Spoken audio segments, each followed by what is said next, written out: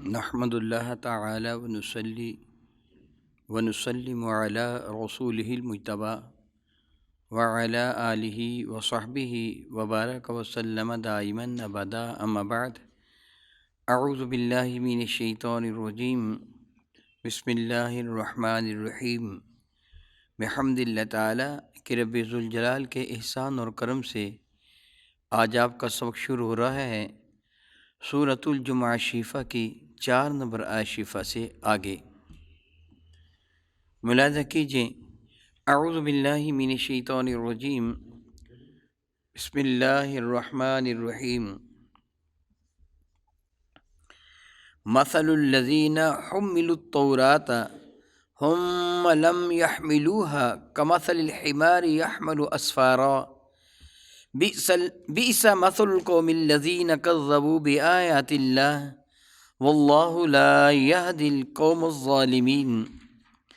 مثل الذین، مثال ان لوگوں کی کہ حملوا التوراۃ، کہ جن کو تورات عطا فرمائی گئی، اٹھوائی گئی جن کو تورات، ثم لم يحملوها، پھر اس کو وہ صحیح طریقے سے اپنا نہ سکے، اٹھا نہ سکے، کمثل الحمار، ان کی مثال اس گدھے کی ہے کہ یحمل اسفارا، کہ جس گدھے نے بوجھ اٹھایا یعنی کتابوں کا، بئس مثل القوم الذین کذبوا بآیات اللہ، کتنی بری مثال ہے، بئس بہت بری ہے، مثل القوم الذین کذبوا بآیاتنا، مثال اس قوم کی کہ جس قوم نے کذبوا بآیات اللہ، جس قوم نے اللہ تعالیٰ کی آیتوں کو جھٹلایا، واللہ، اور اللہ تعالیٰ، لا یہدی القوم الظالمین، ظالموں کو ہدایت کی دولت عطا ہی نہیں فرماتا۔ یہود و نصارہ اچھی طرح جانتے تھے کہ حضور نبی مرشد رحمت عالم صلی اللہ تعالی وسلم نبی آخر الزماں ہیں، وہی رسول رحمت ہے کہ جن کا تذکرہ جا بجا تورات کے اندر بھی ہے اور انجیل کے اندر بھی۔ بالخصوص یہاں یہودی مراد ہیں کہ جو حامل تورات تھے۔ رب ذوالجلال نے فرمایا کہ ان کو تورات عطا تو کی گئی مگر انہوں نے تورات پر عمل نہ کیا جس طرح عمل کرنے کا حق تھا۔ اگر وہ تورات پر عمل کرتے یہودی تو کوئی بھی یہودی نہ رہتا، سارے کے سارے ایمان لے آتے۔ اگر عیسائی اپنے نبی کی تعلیمات پر عمل کرتے تو کوئی بھی عیسائی باقی نہ رہتا، سارے کے سارے دامن مصطفیٰ کریم سے وابستہ ہو چکے ہوتے۔ جس طرح بحمد اللہ تعالیٰ ثم الحمد للہ تعالیٰ آپ قبل ازیں حضرت عیسیٰ علیہ السلام کی جانب منسوب رب کائنات جل وعلا کے ارشاد گرامی قدر سے جو اللہ تعالیٰ نے حضرت عیسیٰ علیہ السلام کی خبر دی کہ عیسیٰ علیہ السلام نے یہ ارشاد فرمایا تھا کہ مبشرا برسول یاتی من بعد اسمہ احمد، کہ میں تمہیں خوشخبری سناتا ہوں اس رسول رحمت کی جو میرے بعد جلوہ گر ہوں گے، ان کے اسم گرامی قدر احمد ہوگا۔ اس کے تحت میں آپ کو بعض دلائل ذکر بھی کر چکا ہوں۔ اسی طرح تورات میں جا بجا میرے کریم آقا تاجدار اربوجم شفیع معظم رحمت عالم کا تذکرہ تھا، بلکہ یہ یہودی جب کسی قوم کے مد مقابل ہوتے اور ان کو وہاں شکست نظر آتی تو رب کائنات جل حکیم کے حضور میرے کریم آقا رسول عربی کے صدقہ سے فتح کی دعا مانگا کرتے تھے۔ یستفتحون علی الذین کفروا، یہ یہودی حضور کے صدقہ سے اللہ تعالیٰ کی حضور دعا مانگا کرتے تھے، اے اللہ اس نبی کا صدقہ جو نبی آخر الزماں ہے، اے اللہ تعالیٰ ہمیں فتح عطا فرما دے، تو رب ذوالجلال کو فتح عطا فرما دیتا تھا۔ اللہ تعالیٰ فرماتے ہیں پھر یستفتحون علی الذین کفروا ثم جاءہم، جب ان کے پاس تشریف لے آئے تو کفروا بھی، انہوں نے ان کا انکار کر دیا۔ یہ یہودی مدینہ طیبہ کے جو رہنے والے تھے، اس وقت زمانہ میں تو یثرب تھا نا، جب یہودیوں کا وہاں قبضہ تھا، یثرب میرے کریم آقا کے بعد وہ مدینہ طیبہ بنا۔ بحمد اللہ تعالیٰ ثم الحمد للہ تعالیٰ ہر وہ ادنا طالب علم جس کا تعلق سیرت اور تاریخ کے ساتھ ہے، تاریخ و سیرہ کا ادنا طالب علم اس بات سے بہت اچھی طرح واقف ہے کہ بیت عقبہ اولا، بیت عقبہ ثانی، یہ مشہور 2 بیتیں ہیں، اور یہ بیعت کرنے والے کون تھے؟ والا مدینہ طیبہ کے لوگ۔ مدینہ طیبہ کے لوگ تھے، انصار مدینہ، جن کو بعد میں انصار کا لقب دیا گیا۔ مدینہ طیبہ کے لوگ تھے جو اوس اور خزرج کے قبائل سے تعلق رکھنے والے تھے۔ یہ جب مکہ مکرمہ میں حج کرنے کے لیے آئے ہیں، میرے اور آپ کے کریم آقا تاجدار بوجم شفیع معظم رحمت عالم صلی اللہ علیہ وسلم ان کے پاس تبلیغ کے لیے تشریف لے گئے ہیں کہ میں اللہ تعالیٰ جل وعلا کا رسول ہوں۔ تو ان لوگوں نے، یعنی جن کو بعد میں انصاری مدینہ کہا گیا، اوس اور خزرج، یہ دو قبائل اس وقت انصار نہیں کہلواتے تھے، انصار تو میرے نبی نے فرمایا کہ تم میرے مددگار، اس بنا پہ ان کو انصار کہا جاتا ہے۔ یہ جو اوس اور خزرج کے قبائل والے تھے، میرے کریم آقا رسول عربی شفیع معظم رحمت کی باتوں کو سن کر یہ آپس میں کہنے لگے، یہ تو وہی نبی معلوم ہوتا ہے کہ جس کا ذکر یہودی کیا کرتے ہیں، اور یہودی کہا کرتے تھے ان کو، اوس اور خزرج والوں کو، ان قریب وہ نبی تشریف لانے والا ہے، ہم بھی صاحب کتاب ہیں، ہم اس نبی کے ساتھ مل کر تمہیں یثرب سے باہر نکال دیں گے، یہاں ہمارا قبضہ ہوگا۔ تو انصاری مدینہ جو بعد میں کہلوائے، انہوں نے باہم مشورہ کیا اس سے پہلے کہ یہودی ان پر ایمان لے آئیں اور ہمیں مدینہ طیبہ، یعنی اس وقت کا یثرب تھا نا، ہمیں اس یثرب سے نکال باہر کریں، اس سے پہلے کہ وہ ایمان لیں تم ایمان لے آؤ تاکہ تمہیں مدینہ طیبہ سے باہر نہ نکالا جا سکے۔ چنانچہ یہ ایمان لے آئے، اور پھر انہوں نے جا کر اپنے دوسرے لوگوں کو بتایا کہ جس نبی کی خبر ہمیشہ یہودی دیتے رہے ہیں وہ نبی جلوہ گر ہو گئے ہیں، وہ مکہ مکرمہ میں ان کی ولادت باسعادت بھی ہو گئی اور انہیں اعلان نبوت بھی فرما دیا ہے، چلو ان پر ایمان لے آئیں۔ چنانچہ آئندہ سال زیادہ وہ اوس اور خزرج کے افراد آئے تھے بیت عقبہ ثانیہ میں، اور انہوں نے میرے کریم آقا رسول عربی شفیع معظم رحمت عالم صلی اللہ علیہ وسلم کے دس حق پرست پر نہ صرف بیعت کی تھی بلکہ دعوت دی تھی کہ آپ ہمارے ہاں تشریف لے آئیں۔ یعنی انہوں نے اپنے آپ کو ایک اعتبار سے یہودیوں کے شر سے بچانا چاہا تھا، آپ ہمارے ہاں تشریف لے آئیں، ہم اپنی جان مال اپنی اولاد سے بڑھ کر آپ کی حفاظت کریں گے۔ پھر میرے کریم آقا نے ہجرت کا ارادہ فرمایا تھا اللہ تعالیٰ کے حکم کے ساتھ۔ میں نے یہ واقعہ صرف اس لیے ذکر کیا، یہودی بہت اچھی طرح میرے نبی کو جانتے تھے، میں تو ایک حقیر سا بندہ ہوں نا، میں دلائل کیا پیش کروں؟ میرا اللہ ارشاد فرماتا ہے یعرفونہ کما یعرفون ابناءہم، یہودی رسول رحمت کو اس طرح جانتے تھے جس طرح باپ اپنے لخت جگر کو جانتا ہے، جس طرح وہ اپنی اولاد کو پہچانتے اس طرح حضور کو پہچانتے تھے، مگر ایمان نہ لے کے آئے۔ تو اب ان کی حالت اللہ نے کیا فرمائی کہ جن لوگوں نے تورات پر عمل نہیں کیا ان کی مثال وہ ہے گدھا جس کے اوپر کتابیں لدی ہوئی ہیں۔ آج اردو میں یہ بطور ضرب المثل استعمال کیا جاتا ہے، حقیقت یہ قرآن کریم فرقان حمید کا ارشاد گرامی قدر ہے کہ جو تورات پر عمل نہ کر سکے ان کی مثال اس گدھے کی ہے کہ جس پر کتابوں کا بوجھ لدا ہوا ہے، وہ تو بوجھ اٹھا کے تھکا ہوا ہے، گدھے پر کتابوں کا بوجھ لاد بھی دیا جائے تو کیا وہ عالم دین بن جائے گا؟ کیا وہ عالم بن جائے گا؟ اس کے اوپر کتابوں کا بوجھ لد جان سے کیا ہے؟ تو جو عالم کہلوانے والا اپنے علم پر عمل کرتا ہی نہیں ہے سرے سے، اس کی مثال یہی ہے۔ اللہ تعالیٰ نے یہودیوں کو یہی مثال دی کہ وہ گدھے ہیں کہ جن کے اوپر کتابوں کا بوجھ لدا ہوا ہے۔ بیس مثل القوم الذین کذبوا بآیات اللہ، کتنی بری مثال اس قوم کی کہ جس قوم کو اللہ تعالیٰ جل وعلا نے کتاب عطا فرمائی اس سے انکار کر دیا۔ وہ لوگ جو اللہ کی آیتوں کو جھٹلانے والے ہیں ان کی مثال کتنی بری مثال ہے، وہ تو گدھے سے بھی بدتر ہیں۔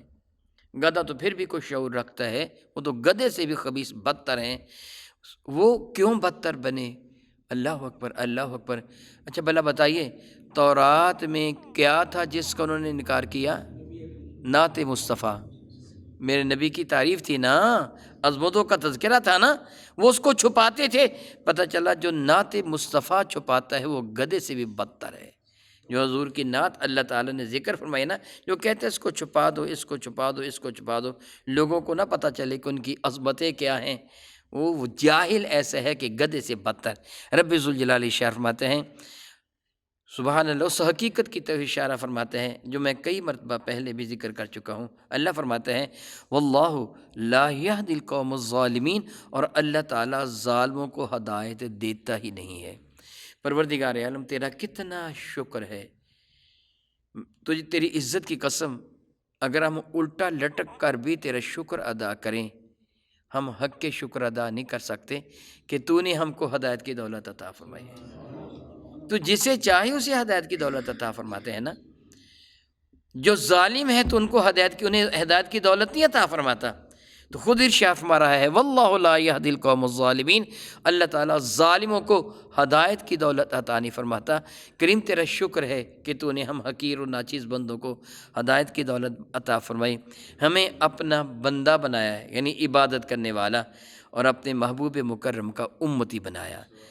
ارشاد فرماتے ہیں قل یا رسول اللہ صلی اللہ تعالی علیہ وسلم، آپ ارشاد فرما دیجئے یا ایہا الذین ہادو، اے یہودیو سنو، ان زعمتم انکم اولیاء للہ، اگر تمہارا یہ گمان ہے، تم یہ خیال کیے بیٹھے ہو کہ ہم اللہ تعالیٰ کے ولی ہیں، اللہ کے دوست ہیں، اللہ کے پیارے ہیں، جس طرح وہ کہتے تھے نحن ابناء اللہ و احباء، ہم اللہ کے بیٹے ہیں اور اللہ کے محبوب ہیں۔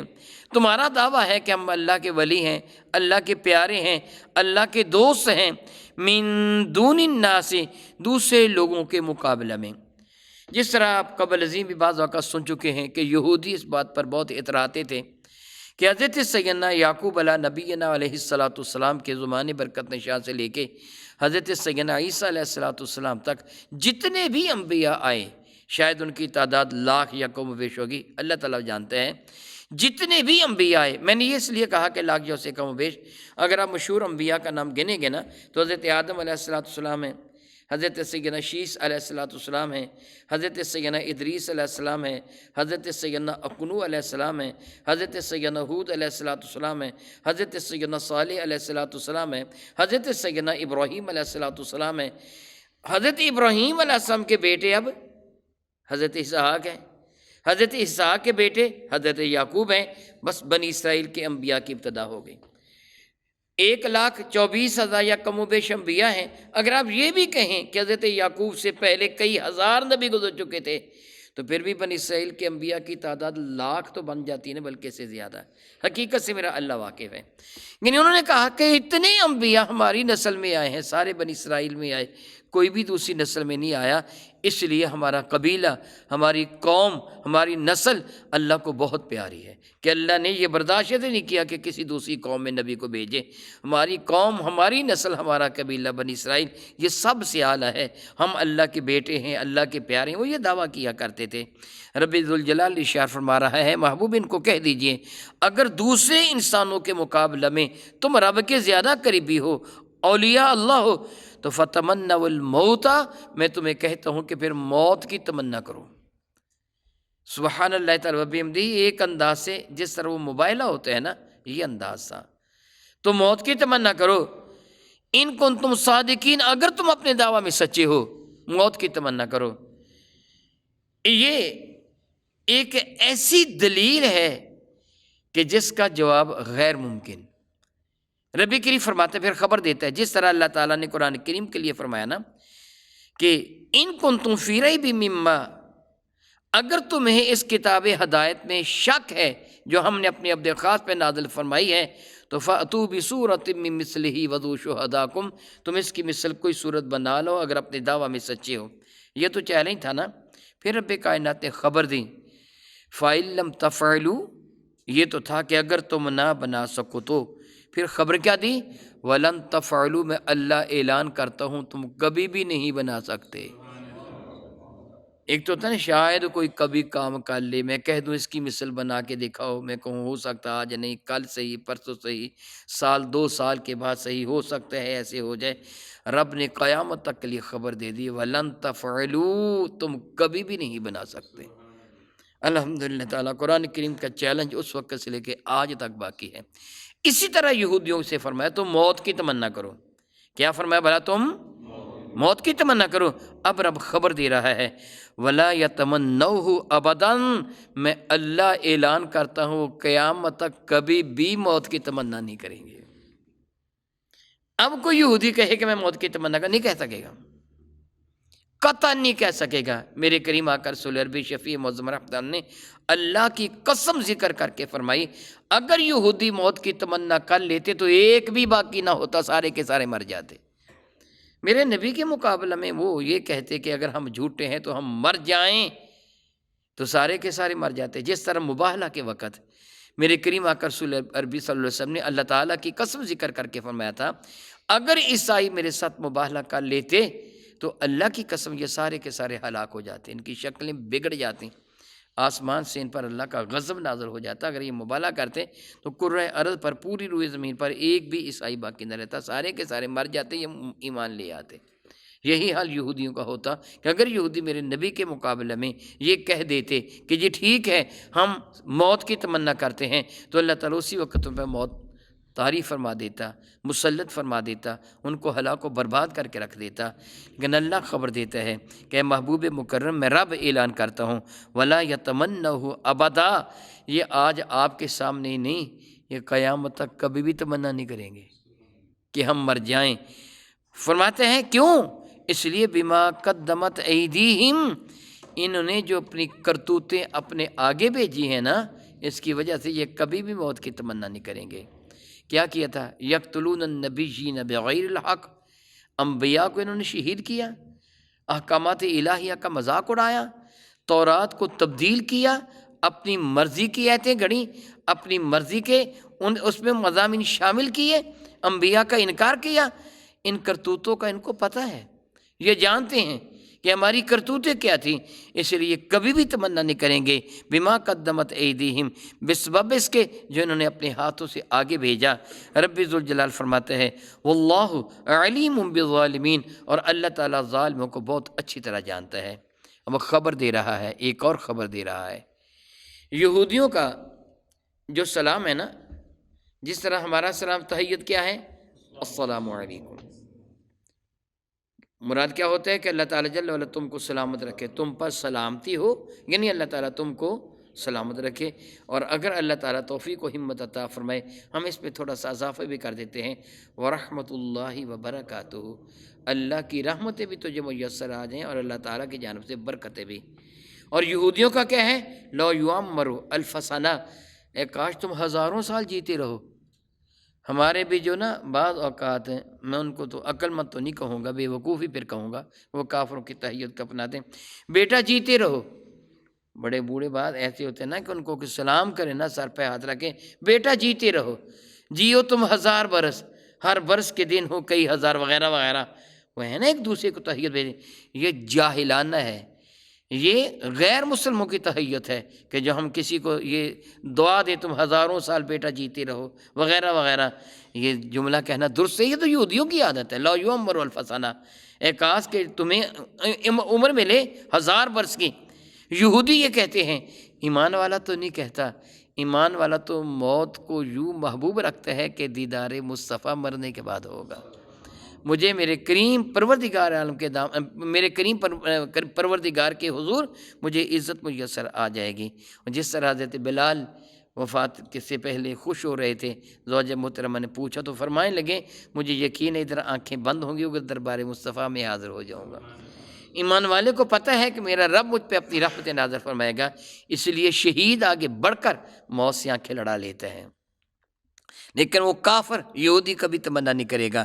رب ذوالجلال فرماتا قل، یا رسول اللہ علیہ السلام ان کو فرما دیجئے تمنا تو تم نہیں کرو گے نا، ان الموت الذی تفرون منہ، وہ موت جس سے تم بھاگ رہے ہو کہ ہم جیتے رہیں ہزاروں برس، جس موت سے تم بھاگ رہے ہو، اللہ تعالیٰ فرماتا ہے فَإِنَّهُ مُلَاقِيكُمْ، وہ تمہارے ساتھ ملاقات کرنے والی ہے، تمہارے تعاقب میں ہے، تمہارے پیچھے پیچھے ہے، تمہیں وہ ڈھونڈ رہی ہے، تمہیں وہ پا رہی ہے، تمہارے تعاقب میں ہے. ڈھونڈنا نہیں بلکہ تعاقب میں کہیں گے، ڈھونڈا تو اسے جاتا ہے جو مل نہ رہا ہو.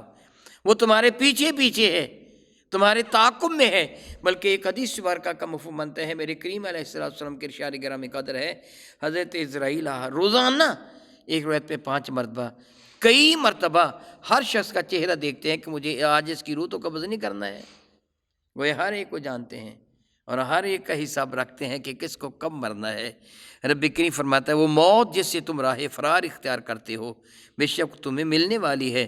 ثم پھر تردون الی عالم الغیب والشہادہ، پھر تمہیں لٹایا جائے گا اس اللہ رب العزت جل وعلا کے حضور جو ظاہر و باطن کا جاننے والا ہے، جس سے کچھ بھی پوشیدہ نہیں ہے، جو تمہارے ظاہر کو بھی جانتے ہیں اور باطن کو بھی، فَيُنَبِّئُكُم بِمَا كُنتُمْ تَعْمَلُونَ، پھر وہ تمہاری کرتوتوں کے بارے میں تم کو بتا دے گا، تمہارے افعال کیا ہوا کرتے تھے، پھر وہ تمہیں بتا دے گا۔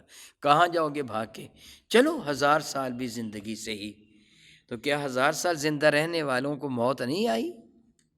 مر گئے، سارے کے سارے مر گئے، کو پہلے مر گیا، کو بعد میں مر گیا۔ کتنا عرصہ بیت گیا ہے دنیا کو بنے ہوئے، مسلسل ادھر سے یوں چاہیے کہیے کہ جس طرح سے چلتا رہا ہے، ادھر سے وہ مکانات گرتے چلے جا رہے ہیں، آگے سے بنتے چلے جا رہے ہیں، ادھر سے انسان مرتے چلے جا رہے ہیں، آگے سے پیدا ہوتے چلے جا رہے ہیں، یہ سلسلہ جاری و ساری ہے، ہمیشہ تو کسی کو بھی نہیں رہنا ہے۔ کل من علیہا فان ویبقی وجہ ربک ذو الجلال والاکرام، اس کائناتی ہستی میں جو ہے وہ سب فنا ہونے والا ہے، باقی رہنے والی ذات تو میرے اللہ کی ذات ہے جو ہمیشہ سے ہے، ہمیشہ کے لیے ہے، باقی سب کو فنا ہے۔ انسان کو اگر اس بات کا صحیح شعور ہو جائے، احساس ہو جائے، ادراک ہو جائے، پھر یقیناً وہ گناہ نہیں کرتا کہ میرے پیچھے موت لگی ہوئی ہے، معلوم نہیں کب مجھے دبوچ لے گی، پھر مجھے وصیت تک کرنے کا موقع نہ ملے گا، میں کچھ بھی نہیں کر سکوں گا، پھر میرے کام صرف وہ آئے گا جو میرے اعمال تھے۔ اے کاش اے کاش ہمیں اس چیز کا احساس ہو جائے صحیح طریقے سے۔ یہ اللہ فرما تو ان کو رہا نا یہودیوں کو، مگر ہم مسلمانوں کو بھی اے کاش اس چیز کا صحیح ترین طریقے سے احساس ہو جائے، اور جس کو اس کا احساس ہو جاتا ہے وہ گناہ سے گریز کرتا ہے۔ میرے کریم آقا علیہ السلام کے ارشاد گرامی قدر ہے کہ بہترین گناہ گار وہ ہے جس سے گناہ سرزد ہو جائے تو فوراً توبہ کر لے کہ کہیں مجھے موت نہ آ جائے، فوراً توبہ کر لے کہ کہیں اس گناہ کے بعد توبہ سے پہلے مجھے موت نہ آ جائے۔ اس لیے عقل مند وہی شخص ہیں۔ او کما قال اللہ تبارک و تعالی واللہ تعالی اعلم باسرار کتابہ۔